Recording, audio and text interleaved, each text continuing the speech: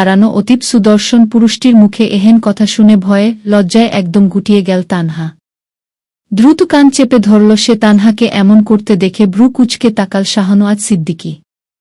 এই মেয়েটা তো নিজের ইচ্ছাতেই এখানে এসেছে, তাহলে এখন এসবের মানে কি? শাহনওয়াজ হালকা কেশে বলল, এই মেয়ে কি হলো তোমার? যা বলছি সেসব কি কানে যায়নি? তানহা আমতা আমতা করে বলে, আমি এমন মেয়ে নই, প্লিজ আমায় যেতে দিন। কথাটা শুনে মোটেই ভালো লাগল না শাহনওয়াজের। সে রাগী স্বরে বলে উঠল, এতই যদি সতীসাবিত্রী হোস তাহলে এখানে এসেছিলি কেন? এখন এসব কি নাটক করছিস? বেশি নাটক না করে জলদি গা থেকে ওড়নাটা সরা। তানহা অশ্রুসিক্ত নয়নে বলে ওঠে, না, একজন নারীর কাছে তার সম্মানের থেকে দামি কিছু না। আমি কোনো কিছুর বিনিময়ে নিজের সম্মান বিসর্জন দেব না। শাহনওয়াজের পুরো শরীর রাগে ক্ষোভে জ্বলে উঠল। সে তানহার বাহু শক্ত করে আঁকড়ে ধরে বলে, তাহলে এখানে কি রং তামাশা করার জন্য এসেছিলি? তানহা এবার ফুপিয়ে কেঁদে ওঠে। সে তো এত কিছু ভেবে এখানে আসেনি। সে নিজের বান্ধবীর কাছে শুনেছিল এখানে আসলে সে নিজের জীবন পরিবর্তনের একটা সুযোগ পাবে, কিন্তু সেই সুযোগের জন্য যে এত বেশি দাম দিতে হবে সেটা তার কল্পনার বাইরে ছিল। তানহাকে এভাবে কাঁদতে দেখে শাহনওয়াজ বিরক্তির সর্বোচ্চ সীমায় পৌঁছে যায়। এক ধাক্কায় তানহাকে দূরে ফেলে দেয়। তানহা ফ্লোরে পড়ে গিয়ে ব্যথায় আর্তনাদ করে ওঠে। শাহনওয়াজের রাগ তবুও কমে না। সে সিকিউরিটি গার্ডদের উদ্দেশ্যে বলে, এই মালটাকে জলদি বাইরে ফেলে এসো, এর চেহারাও আর দেখতে চাই না। অতঃপর সিকিউরিটি গার্ডরা তানহাকে টানতে টানতে বাইরে নিয়ে যায়। শাহনওয়াজের সর্বসময়ের সাথী তথা তার সেক্রেটারি আকবর ধীর পায়ে এগিয়ে এসে হালকা ঢোক গিলে বলে, স্যার, বাইরে আরও অনেক মেয়ে অপেক্ষা করছে, আপনি যদি অনুমতি দেন তাহলে। শাহনওয়াজ রক্তিম চোখে তাকায় আকবরের দিকে। তার এই দৃষ্টি দেখে আকবরের কণ্ঠস্বর রুদ্ধ হয়ে যায়। শাহনওয়াজ বলে ওঠে, আমার মুডটাই আজ নষ্ট করে দিয়েছে এই স্টুপিড মেয়ে। এখন আর কোনো মেয়ের সাথে দেখা করার রুচি নেই। ওদের সবাইকে চলে যেতে বলো। স্যার, একটা মেয়ে না হয় একটু বেঁকে বসেছে, কিন্তু বাকিরা? শাহনওয়াজের রাগী দৃষ্টি দেখে আর কথা না বাড়িয়ে আকবর তার নির্দেশনা মেনে নেয়। শাহনওয়াজ এবার একটা রকিং চেয়ারে বসে বলে ওঠে, আজ অবধি কারো সাহস হয়নি আমাকে রিজেক্ট করার। আমি সবাইকে রিজেক্ট করেছি, আর আজ কিনা ওই সামান্য একটা মেয়ে আমাকে রিজেক্ট করল। এটা আমি কিছুতেই মেনে নিতে পারছি না। এবারের শেষ দেখেই ছাড়ব। আকবর ফিরে এসে শাহনওয়াজ সিদ্দিকীর দিকে তাকিয়ে ভয়ে জড়সড় হয়ে থাকে। তাকে দেখেই বোঝা যাচ্ছে আজ তার রাগ সপ্ত আসমানে। আর হবে নাই বা কেন? শাহনওয়াজ সিদ্দিকী হল পুরো চট্টগ্রাম শহরের ত্রাসের নাম। খাতায় কলমে যদিও একজন সাধারণ বিজনেসম্যান, তবে তার আসল পরিচয় আরও বেশি ভয়ানক। চট্টগ্রাম বন্দর দিয়ে যত অনৈতিক চোরাকারবার সে পরিচালনা করে তা কারও অজানা নয়। তবুও ভয়ে কেউ তার বিরুদ্ধে কিছু বলতে পারে না। যারাই তার বিরুদ্ধে আওয়াজ তোলার চেষ্টা করে তাদের দুনিয়া থেকে সরিয়ে দেয় সে। আজ অবধি কতজনকে যে তার আদেশে মেরে সমুদ্রে ভাসানো হয়েছে তার কোনো ইয়াত্তা নেই। এই শাহনওয়াজ সিদ্দিকীর পরিবার বলে কিছু নেই। তার ইচ্ছা ছিল এবার বিয়ে করবে। সেজন্যই সে আজ এই আয়োজন করেছিল। তার ডাকে সাড়া দিয়ে অনেক মেয়েও এসেছিল। শাহনওয়াজের ইচ্ছা ছিল একে একে সব মেয়ের সাথে শারীরিক সম্পর্ক স্থাপন করে যাকে তার ভালো লাগবে তাকেই স্ত্রী হিসেবে বরণ করে নেবে। কিন্তু প্রথমেই এমন এক অনাকাঙ্ক্ষিত ঘটনা ঘটল যা তার পুরো ইচ্ছাটাই শেষ করে দিল। শাহনওয়াজ সিদ্দিকী আচমকা আকবরের উদ্দেশ্যে বলে উঠল, ওই মেয়ের সম্পূর্ণ বায়োডাটা আমার চাই। আকবর আজ্ঞাবহ দাসের মতো মাথা নাড়িয়ে বলল, আচ্ছা স্যার, পেয়ে যাবেন। শাহনওয়াজ আশ্বস্ত হল। আকবর ছেলেটা বড্ড কাজের। কিভাবে যেন এই ভীতু মানুষটা তার মতো ভয়াবহ মানুষের সাথে মানিয়ে নিল। আর এখন শাহনওয়াজের ছায়াসঙ্গী হয়ে উঠেছে সে। তানহা নিজের চোখের জল মুছতে মুছতে নিজের বাড়িতে প্রবেশ করল। নিজের বাড়ি বললে হয়তো ভুল হবে। সে তো এই বাড়িতে পরগাছার মতো বেড়ে উঠেছে। তখনকার ঘটনা সে কিছুতেই ভুলতে পারছিল না। জীবনে অনেক কিছু সহ্য করেছে সে, তবে এমন বাজে পরিস্থিতি তার জন্য সম্পূর্ণ নতুন। তানহা বাড়িতে প্রবেশ করা মাত্রই একজন মধ্যবয়সী মহিলা এসে তার চুলের মুঠি টেনে ধরে বলে, সকাল সকাল কোনো নাঙের কাছে গিয়েছিলি নবাবজাদি? বাড়ির সব কাজ কি তোর মরা মা এসে করবে? তানহা ব্যথায় আর্তনাদ করে উঠল। এতেও দয়া হল না তার সৎ মা মর্জিনা বেগমের। তিনি আরো জোরে তানহার চুল টেনে ধরে বললেন, তোর খুব ডানা গজিয়েছে তাই না মাগি? তোর এই ডানা কিভাবে ছাড়তে হয় আমার জানা আছে। আজ সারাদিন একটা দানাও খেতে পারবি না তুই। এটাই তোর শাস্তি। তানহার চোখ জ্বলে টলমল করতে থাকে। সে কিছুই বলতে পারে না। মর্জিনা বেগম তাকে আরও নানারকম অশ্রাব্য গালমন্দ করতে থাকে। তানহার কাছে যদিও এসব নতুন নয়। নিজের মাকে হারানোর পর যখন তার বাবা দ্বিতীয় বিয়ে করে সৎমা নিয়ে এলো তখন থেকেই তাকে এসব সহ্য করতে হচ্ছে। তার আপন বাবাও কখনো তাকে কাছে টেনে নেয়নি। আর সৎমা তো সৎমাই হয়। এই নরককুণ্ড থেকেই তো মুক্তি চেয়েছিল সে। তাই তো তার এক বান্ধবী যখন তাকে জানিয়েছিল আজ হোটেল গ্র্যান্ড প্যালেসে গিয়ে শহরের অন্যতম ধনী বিজনেসম্যান শাহনওয়াজ সিদ্দিকীর কাছে সাথে দেখা করলে তার জীবন বদলে যাবে, তখন সে এত কিছু না ভেবে চলে গিয়েছিল। বছর 22-এর তানহা বুঝতে পারেনি এই দুনিয়ার চরম জটিলতা। তানহার উপর যখন এমন অত্যাচার চলছিল তখনই সেখানে উপস্থিত হল তার সৎ বোন মিহি। সে এসে তানহাকে একটুও দয়া দেখাল না, বরং তার উপর এমন অত্যাচার হতে দেখে যেন খুশিই হল। নিজের মাকে উৎসাহ দিয়ে বলল, মারো এই বান্দির বেটিকে। ওর জন্য আজ আমায় না খেয়ে কলেজে যেতে হচ্ছে।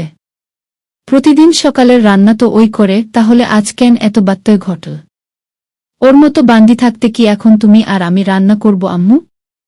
মর্জিনা বেগম তেতে উঠে বললেন, কখনো না। যদিও আমাদেরই এই বাড়ির সব কাজ করতে হয়, তাহলে একে শুধু শুধু পুষছি কেন? এই মাগি, যা জলদি গিয়ে রান্না বসা। আর বাড়ির সব কাজ আজ তুই করবি। আমি ছকিনাকে আজকে ছুটি দিয়ে দিয়েছি। বলেই তিনি তানহাকে ঠেলে সামনে পাঠান। তানহা অসহায় চোখে তার পানে তাকাতেই তিনি বলেন, এভাবে কি দেখছিস? তোর এইসব ন্যাকামি দেখে আমার মন গলবে না। যা রান্নাঘরে। অগত্যা তানহা রান্নাঘরের দিকে পা বাড়ায়। পেছন থেকে মামের হাসির আওয়াজ তার কানে আসে। যেন তাকে এভাবে অপদস্থ করে আর কষ্ট দিয়ে তারা মহাখুশি। তানহা দীর্ঘশ্বাস ফেলে।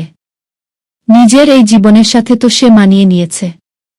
তবুও মাঝে মাঝে মুক্তির আশা জাগে মনে। সেই ছোট্ট থেকে এভাবে বড় হওয়ায় তার মানসিক বিকাশ সেভাবে ঘটেনি। কখনো প্রতিবাদ করতে শেখেনি সে।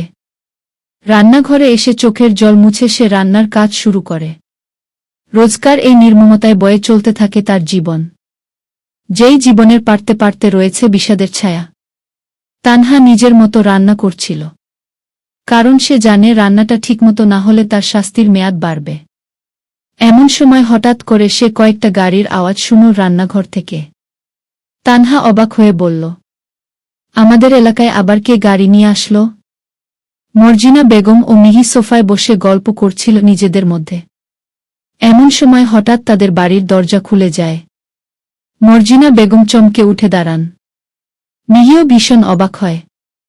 দরজা খুলে যাওয়ার পরই রাজকীয় ভঙ্গিতে তাদের বাড়িতে প্রবেশ করে শাহনওয়াজ সিদ্দিকী। তাকে দেখামাত্রই মিহি অবাক হয়ে যায়। মর্জিনা বেগম অবশ্য তাকে চেনেন না। তাই তিনি বলে ওঠেন, কে আপনি? সাথে সাথেই মিহি মর্জিনা বেগমের হাতে কনুই দিয়ে গুতা দিয়ে বলে, আম্মু, সাবধানে কথা বলো। উনি এই শহরের বিখ্যাত মাফিয়া শাহনওয়াজ সিদ্দিকী। কথাটা শুনেই মর্জিনা বেগমের কণ্ঠস্বর নিচু হয়ে যায়। তিনি বিড়বিড় করে বলেন, হায় খুদা! ইনি আমাদের এখানে কেন এসেছেন? আমরা আবার কি করলাম ওনার সাথে? দাঁড়াও, আমায় ব্যাপারটা বুঝতে দাও। শাহনওয়াজ সিদ্দিকী কারো পরোয়া না করে তাদের বাড়ির নরম সোফায় গা এলিয়ে পায়ের উপর পা তুলে বসে পড়ে। চারিদিকে তার সমস্ত গার্ডরা বন্দুক নিয়ে দাঁড়িয়ে পড়ে। মর্জিনা বেগমের তো ভয়ে অজ্ঞান হবার জোগাড়। তিনি মিহির উদ্দেশ্যে বলেন, কি হচ্ছে আমি তো কিছুই বুঝতে পারছি না। বুঝতে তো আমিও পারছি না, আম্মু। এনাদের সাথে কথা বলার সাহসও তো হচ্ছে না। তুই এখানে দাঁড়িয়ে না থেকে যা, না গিয়ে তোর আব্বুকে ডেকে নিয়ে আয়। এমন সময় সেখানে উপস্থিত হন এই বাড়ির কর্তা আসগর ইসলাম। তিনি এসেই বলে ওঠেন, এ কি? কে আপনারা? আর আমার বাড়িতে কি করছেন? একই সময় তানহারও আগমন ঘটে সেখানে। তানহাকে দেখে শাহনওয়াজ সিদ্দিকীর মুখে একটা ক্রূর হাসি ফুটে ওঠে। নিজের পকেট থেকে একটা কানের দুল বের করে তিনি সবাইকে দেখিয়ে অতঃপর সেই কানের দুলটা সোফার সামনে থাকা ডেস্কে রেখে বলেন, এটা দেওয়ার জন্য এসেছিলাম। তানহার হাত চলে যায় তার কানে। এটা তো তারই কানের দুল। কোনোভাবে হয়তো খুলে পড়ে গেছিল। তানহার মনে এবার ভয় কাজ করতে শুরু করে। এই লোকটা কেন এই দুল নিয়ে এখানে এলো? মিহি এতক্ষণে সাহস করে বলে, আম্মু এই দুলটা তো। মর্জিনা বেগমের তীক্ষ্ণ দৃষ্টি তানহার পানে। তানহার একটি কানে দুল নেই। শাহনওয়াজ এবার উঠে দাঁড়িয়ে তানহার দিকে তাকিয়ে বলে, কালকে রাতটা অনেক মজার ছিল। আশা করি এমন মজা আবারও হবে। তানহা বিস্ফোরিত চোখে শাহনওয়াজের দিকে তাকায়। শাহনওয়াজ এরপর ডোন্ট কেয়ার ভাব নিয়ে রুম থেকে বেরিয়ে যায়। একে একে তার সব গার্ডসরাও বেরিয়ে যায়। সবাই বেরিয়ে যাবার পর মর্জিনা বেগম এগিয়ে আসেন। তানহাকে কিছু বলার সুযোগ না দিয়েই তার চুলের মুঠি টেনে ধরে গালে ঠাস করে থাপ্পড় বসিয়ে দিয়ে বলেন, তার মানে আমি ঠিকই ভেবেছিলাম। রাতের আধারে নিজের দেহ বিক্রি করতে গেছিলি তুই।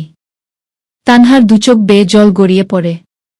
মিহিও নিজের মায়ের তালে তাল মিলিয়ে বলে, একদম ঠিক বলেছ আম্মু। সবসময় তো সতী সাবিত্রী সেজে থাকে। এখন আসল চেহারা বেরিয়ে এলো। দেখেছে এই মেয়ের বুদ্ধি। কেমন চালাকি করে রাঘব বোয়ালকে জালে ফাঁসিয়েছে। নিশ্চয়ই অনেক টাকা কামিয়েছে। কথাটা শুনেই মর্জিনা বেগমের চোখ জ্বলজ্বল করে উঠল।